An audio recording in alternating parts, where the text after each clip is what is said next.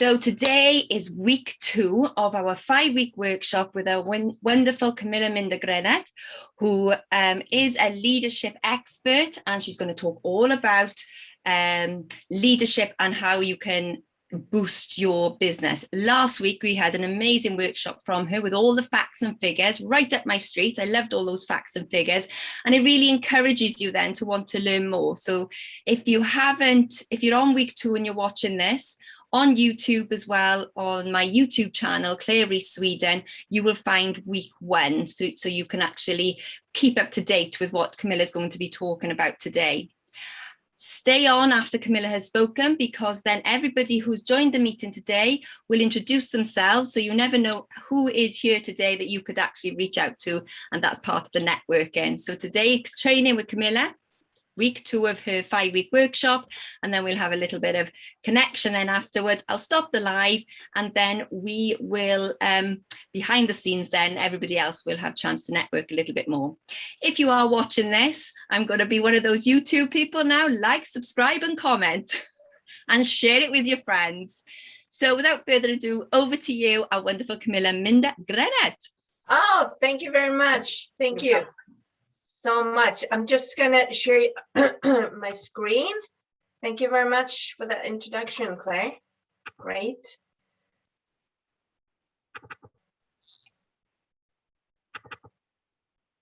So, yeah. So, hello everyone, and warm welcome to this second session of 5.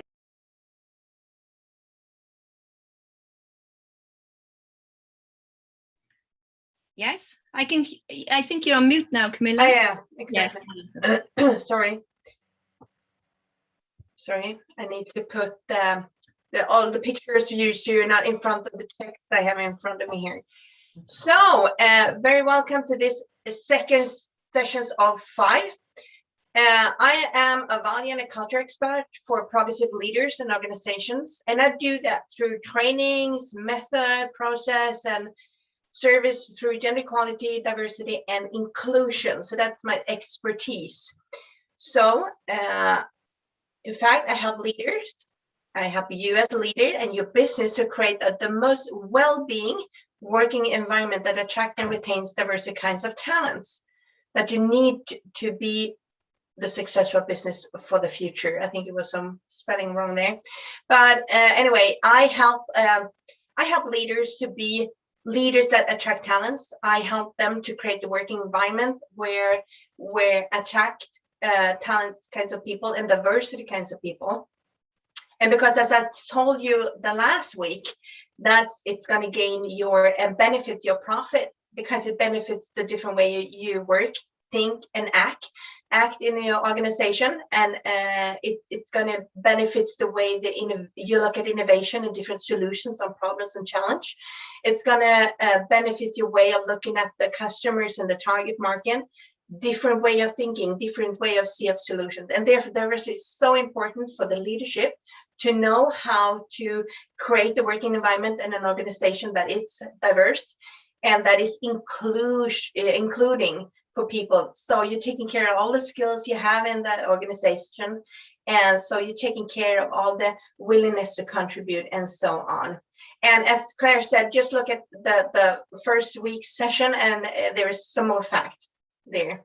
Because gender equality, as I said last week, is about women and men, and also all people, because I'm going to focus and I'm going to talk about women and men this when I'm talking now in this presentation. But with diversity, of course, so much more than just women and men, because you have an age, you have an ethnicity, you have colors, religion, sexuality, everything. So and function. So you can just put this, what I'm saying, into much more than just gender. But I'm talking about men and women right now, so just focusing on that. So the growth strategy for the future, it's a workplace that feels inclusive and where there is diversity, has a better working environment, attract talents, make better decisions, and have higher innovation. It gives higher profit. And we can see this as service. We can see it when we are working in organizations. that it's so much good that comes from it. Because if you're working with gender equality, diversity, and inclusion, it's going to benefit all people, and it's great for the humans that work there, but it's also very, very good for the business, because gender equality, diversity, and inclusion is business. So we know that companies with gender equality practice increased profitability and productivity. So sometimes when you have discussion with people, it's a lot of opinion around diversity. It's a lot of opinion around gender equality, but it's for really and for sure. It's not just opinions. It's about knowledge, knowledge, and it's a very complex question and issue to work with. It's just that one dimension. Dimensions to it is very, very many, and it's very, very complex. So what I'm going to give you now during this 5 weeks, and especially also today, is just a small part, the big picture, what this is all about. So today, last week, I talked about the statistic, about facts, service, and so. But now I'm going to talk about more that inclusion is not just about being a nice and kind person, because when we are out working in organizations, we can hear the leaders and the executive board really talk about that they treat people the same. And as I said last week, that we think we're more value driven than we are, because we want to treat people the same. And we sometimes mix up just being a kind and nice person. That's very important for a leader and in organizations, and between colleagues, and that we are nice and a kind person. But what you need to realize, especially if you're a leader and if you want to create a working environment for the future that attracts talented people, that is diverse, then you need to see that it's so much more than just being a nice and kind person. And as I said, that when we went out to an organization as the executive board and the leader, they think they're more valuable than they are. They think they treat people better. But when it's so much about not just being nice and kind, it's not that they want to be that kind of a person that treat people the same. They really, everyone wants that. I want to be that person, and you want to be, for sure. Most of us want to. But then it's about so much more. So it's so much about norms, and it's about, how do you pronounce that word now again?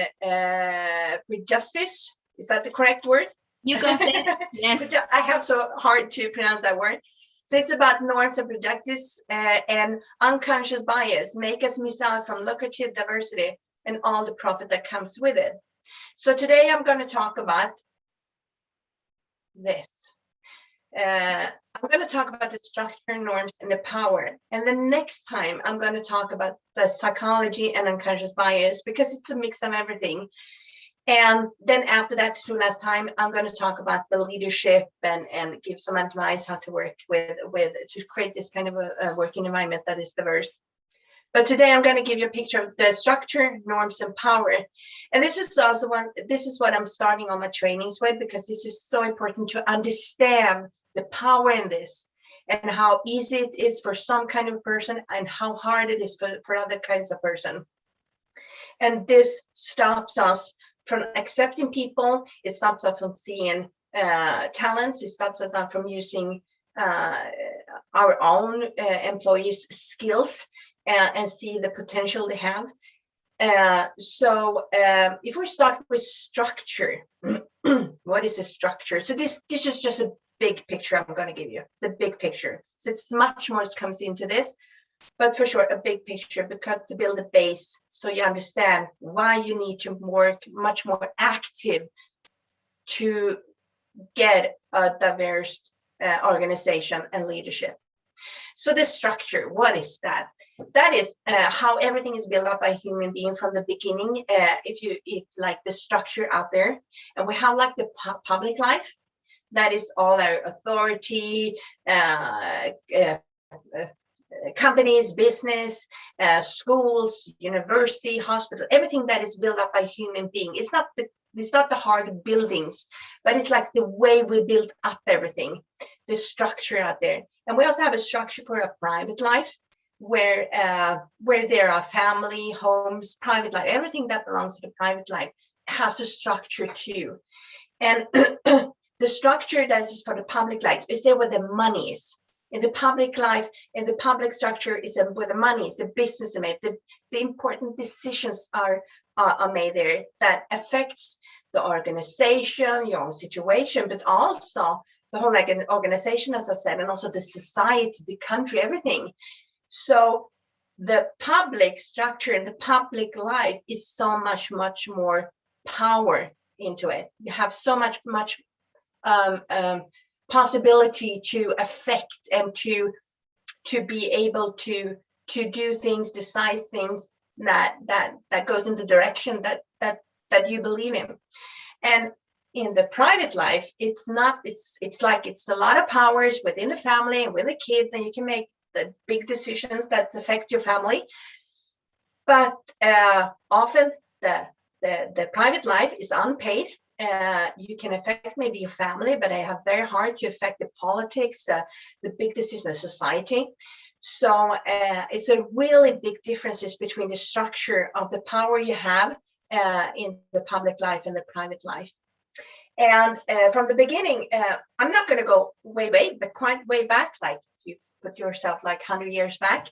It's what like when women wanted to come out and fight for the rights, to be independent, to have a job, to get an own salary, to not be what do you say, that was not let's say, I don't find the words. Yeah, that you didn't need to have a breadwinner. You could be your own breadwinner, because the structure that's out there in the public life was built up from the beginning that you were a breadwinner, and it was built up by men for men. And when the women came out and wanted, if you're just going to look at women and men, they came out there and wanted to fight for their rights. But there was a structure there that said that we who is out here, we can focus totally to be a breadwinner. We can focus on just being here because we have someone else that's taking care of everything in the private life. So if we have a family and something, it doesn't matter because I can put all my energy, all my hours, everything I can put into the public life and the working life. So when the women came out and fight for the rights, they needed to fit into that and be accepted. And I'm going to talk about the norms, and then you're going to give a bigger picture of this. And they need to adapt everything that was and be accepted.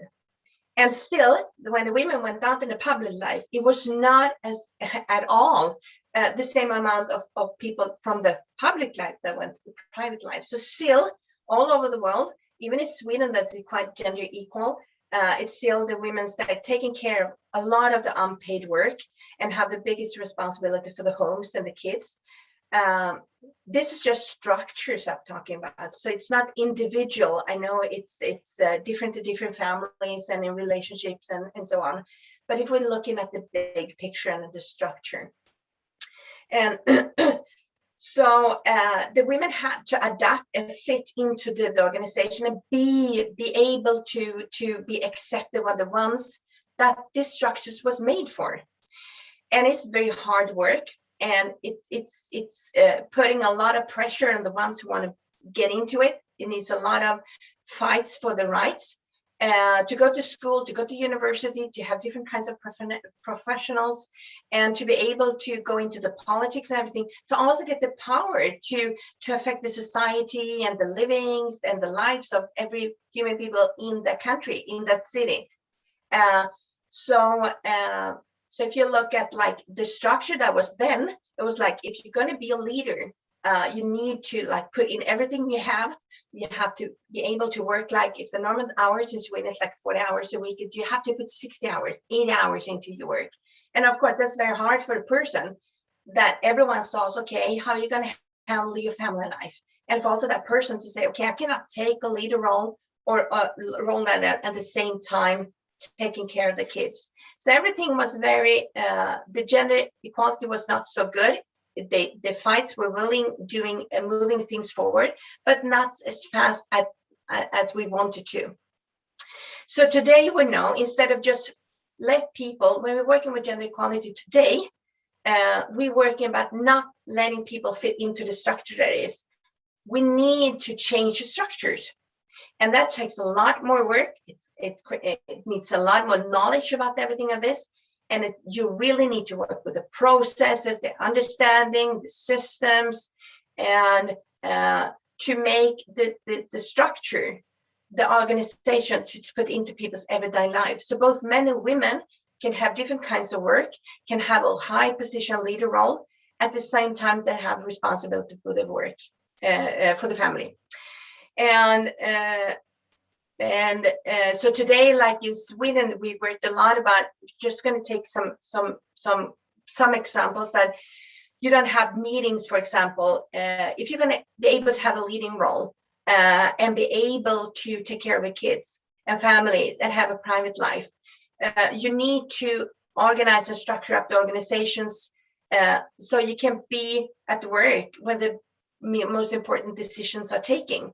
So for quite a long time ago, we started to have meetings during the times that you still can go and pick up kids from school and take the responsibilities for the home and still have a leading role and still be able to be at the meetings where the big decisions and most important decisions are taking. So that's just one example of how to change a structure and let the structure fit into every normal person's life to be able to have a career, to be able to have a leading role and still even have a normal and responsible for the private life and the kids and the home. So that's about the structure. So now when we're working with gender equality, diversity, and inclusion, we're working on finding processes that change the structure to fit into every people's everyday life and find a working balance, not for just some people, for everyone, for high executive leaders, for every kind of professions, that try to find a balance, because then we can find a diverse kinds of groups that can say yes to this kind of duties. And because otherwise it's going to be just one kind, as it was like for 50 years ago, 20 years ago. It's just one kind of a person that can say and take a leader role. And they often, as we saw, they are not diverse. They have the same way of thinking. They have the same way of seeing a problem. They have the same experience, comes from the same schools. But that's limit our possibility to look in solutions, solve problems and solve challenge in a much wider way that is much better for the organization and for the target market. So how about the norms then? What is that? What is that all about? Norms is about that we have expectation. If you there are different norms in groups, in organizations, in teams, in family, in schools, and in cities, in countries, and it's different norms in different religious, for example. And norms is about expectation and the most desirable way to behave, to look, to talk, and to look. And the ones who's in the norms, it's not just the most people that have this kind of behavior or desirable way to be. It's also about what is most desirable. It's not just what's most common. It's about what's most desirable. And the ones who's in the norm have a lot of power. And now it comes to the power, because if you're in the norm, you have a lot of power to protect your own boundaries and define the under boundaries. And you can say to the ones who's outside the norms, because they are seen as not normal. They are odd, they're not normal, while the ones who's in the norm are seen as normal. And you take that, of course, you're going to be and act and treat like this. So the ones who's outside the norm always have to have the ones who's in the norm acceptance to be involved or to be invited. And it's always very hard to be outside the norm, has a lot of cost for a lot of people. It's just small comments. It's like micro expressions that shows that someone is outside the norm. And it could be small thing during the everyday life, but it could be everything like bullying, harassment, and even violence and death in some strong culture, because norms is also about culture and the values we have. And if you look at the leaders, for example, if you're going to put a leader, if you go out and ask like 100 persons, just put down 10 words for what a typical man leader, and a woman. And if you're going to just don't be political correct, just to write down what you think is in the society you live in. What is typical for a man? What is typical for a leader and a woman?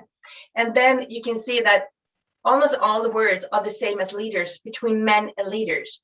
But between leaders and women, it's the opposite. So then you can see that the men is in the norm for leadership and the women's are outside. And to be able to get into the norms, we can see from science that a lot of women or a person that's not including in the norms want to go in there. Different way to do that. It's not just being yourself. It's more about adapt the way to be. So otherwise you have the psychology to stand against all these comments, micro expressions, and the feeling of being outside and odd. And you have the psychology skills to handle that.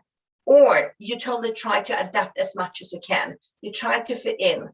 And for an example, when I was young, together with my friends, my friends' girlfriends, we said to each other when we were negotiating for a new job or to get a better career or salary at work, we told each other, hey, come on, act like a guy, think like a man now. Just don't go in as you are. Try to be as a man. Try to be and think and behave and talk like the power that the men have. So, and we said, yes, of course. And we thought that was so good advices.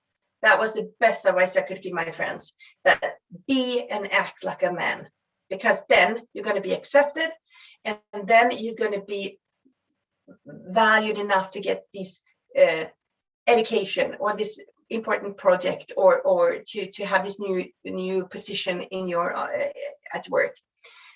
So it was never to be just myself, the one I was not good enough. I need to adapt the norms to be accepted. And so it's very also the privilege that's in the people that's in the norms are often invisible for the ones that have those privilege. And they are very, very visible for the ones outside. And it's always the ones in the norm have the power to say, I accept you. I like you. You're welcome. And often we feel like we are a really good person that accepts other persons. And we don't realize how much power there is in that thought, in that welcoming. Of course, we're going to welcome people. But we need to change the structure, and we need to open up the norms. And that's what gender equality, diversity, and inclusion to work with that is all about. And it's to look at the power. Who is this organization built for from the beginning? What is the structure in this organization? Who is it built for from the beginning? Even if you're working, it's not just about leaders, it's about different professionals that who is the technique, the most fancy techniques company, who is the structure built for, and what is the norms, and what is the power in this? Who has the power? Because if you should now and then, you should try to think about where are you the norm, and then when you see where you are the norm, you have to realize the privilege you have, and you also have to realize how much power it is. And I have the power to give the person that's outside the norm to feel included or not. And that's very important to know that power, because then we can make the change, and then we can open up the norms and even change the structure to fit into a much more diverse people. So that's what this is. This is a basic. When I have my trainings, I go much deeper into these different levels and really work with the processes and the way. It's about behavior. It's about building process and communication and everything to change the structure, to open up the norms, and to realize what the power is. And this power is very exclusive for using all the skills that you have in the company. It's if you don't realize where the power is, you're losing from using all the employees' skills, willingness to contribute, the capacity, the potential, the knowledge, the experience, and everything. And you're also losing out from hire and attract talents out there at the employer market.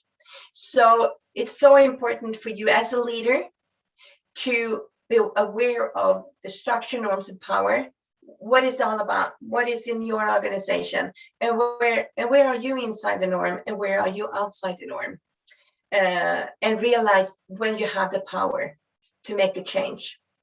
So that's what I'm going to give you for this week. So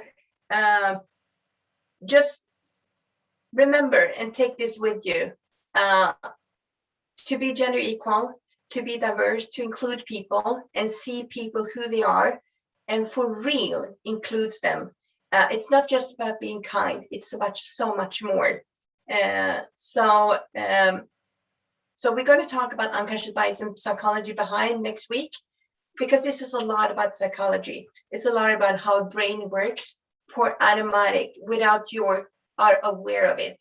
We're talking about a lot about your own self-confidence and how you look at yourself, and you have a lot of unconscious bias that stops you from being yourself, but you have so much unconscious bias that stop you from seeing people who they really are, to include them, and to as a leader in an organization, to take care of every employee's full potentials and skills. So that was for me this week. And so next week, as I said, psychology and unconscious bias, and after that, some leadership. So yeah, so next time about this, and thank you, and I see you next week. Thank you, Camilla. And I just want to say that my mentorship program is coming up in October. I think it's going to be more December or November. So if you are interested, or you know someone is interesting, because we're working real deep with this, and really helping leaders, helping to be gender equal, diverse, and included, and to be an attractive leader, both for talents out there, but also for the organizations, because organizations that see a leader that attract talents are going to be a very attractive for organizations to hire, and who have the skills to create this kind of a working environment. And we have that in our mentorship. So please, if you or someone else you know that could be that this could be good for, give them my contacts and ask them to phone me or mail me, and we will have a one-to-one and see what I can help you with. So yeah, thank you for me. Thank you. Brilliant. Thank you so much, Camilla, and yet another amazing presentation. Would you like to share your screen for me, please, Camilla? Yeah, sorry. No I just problem. thought you wanted to look at my pictures all the time here. No. So we'll just go for our 30 seconds pitch, and then I'll turn off the live streaming. Gosh, my teeth, I didn't put them in properly this morning. So I'll go across my screen. So the first person apparently is Amy. Go for it. Hi everyone, my name is Amy Sinha. I live in Swansea in South Wales. I'm a singer, presenter, songwriter and voiceover artist, and I can help you get more engagement with your audience through my voice, or I can help you become more confident through your voice. So please get in touch. Thank you. Brilliant. And over to Jiten. Thank you, Amy. Hi everybody. I haven't met Amy or Joel before. I'm based over in Sweden, and I take care of people's finances. And so what I do is I just look at all aspects of people's finances. There's a thing which I'm starting now, is I'm talking to a lot more people about financial planning. What does it actually mean? So you plan for your future. How do you plan for your future? Well, you look where you are today, you look at where you like to be in the short, medium and long term, and you work out a game plan. My job is to work that game plan out for you. I generally help expats, but I can advise off the record people in the UK. So if you just want advice off the record, I'm happy to do that. I was an advisor in the UK for many years, so I know the UK system. Yes, and I need to have a one-to-one with you. I know. I was waiting until after the meeting that we're going to have on the 23rd. Yeah. Okay. Brilliant. I knew you'd been busy till then. I know. Yeah. Thank you so much, Jiten. And over to our wonderful Sue Worrell. Oh, hi. I am unmuted. Hi, everyone. I'm Sue Worrell. I'm a nutritionist, and I've been a clinician for over 30 years. I've built now with a fellow director a resource called Health Hub Academy, And we've just come to the end of all our building. We have an amazing facility now. We have a fantastic library with an internal community.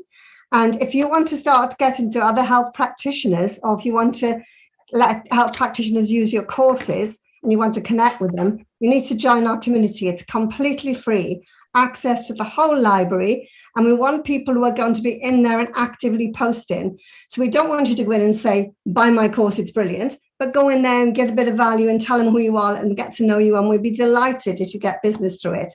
So we've just finished building it yesterday, really. It's already a bit active. So we've got about 173 in there already. We don't know how half of them have come in, but we are now bringing the people in from all our other resources, like our Facebook group with 700, etc. So please join us. I'll put the link in the group. We'd love to see you in there. Great. Thank you so much, Sue. Over to Deb Morgan. Another wonderful Deb Morgan. Another wonderful Deb Morgan. I know. Well, hello, my name is Deb Morgan. Let's get it there in triplicate so you remember it, shall we? I'm known as the Real Relationships Expert. So there are no prizes for guessing that I'm a relationships coach. And I work with midlife women and men to create ultra powerful, strong, healthy and robust relationships. You can find me at deb-morgan.com. And if you want to find out a little bit more about my work, I have a free 30-day course, Bringing Back Bliss. Bring back the bliss to your relationships. Head on over to deb-morgan.com/bringing-back-bliss. Look forward to seeing you there. Where are you based? I'm based. Then we live a second. You can do all your chatting afterwards when I've stopped the live. And Joel, are you going to say something? Your camera's not on at the moment. Yes. Let's see. Here I am. Well, my name is Joel Mordqvist. I am from Sweden, born and raised, and I am working as a life coach. I recently launched my business, and I've been a life coach since 2019. But I truly believe in coaching because I've experienced it firsthand, and I realized how transformative it can be. Everything our brain is telling us is in order to keep us safe, to keep us comfortable. And I specialize in, but not limited to, escaping social isolation, developing confidence, striding through life with a clear purpose, and exploring and adopting new mindsets and building relations, whether it be personal or professional. Brilliant. Thank you so much, Joan, and welcome to you to our networking group this morning. I'm going to start. And my name is Camilla Minda, and I'm the franchise director for Interbiz Sweden. And I love connecting businesses to businesses and helping people grow through these wonderful workshops that we can actually put on, like the 5-week workshop that we've got with Camilla. So through trainings and through networking, we love to help you. I love to help you grow your business. So connect to any one of us that you've met, Zoom met, whatever met today, and arrange a one-to-one. So my name is Claire Rees, Interbiz franchise director.